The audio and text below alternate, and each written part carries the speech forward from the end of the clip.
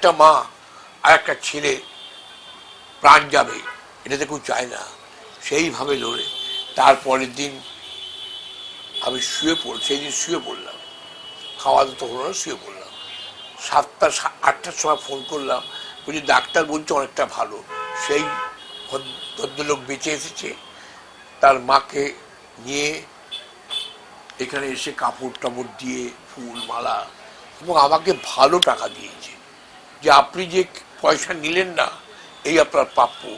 আমি বলি না, আমাকে দিতে হবে না, এই প্রাণ বাড়ি। বলছেন না মহারাজ, লাখ লাখ টাকা তো হসপিটাল ঘর সব জায়গায় খরচা হয়ে গেল, তা আপনার এই প্রাপ্যটা না মেটালে।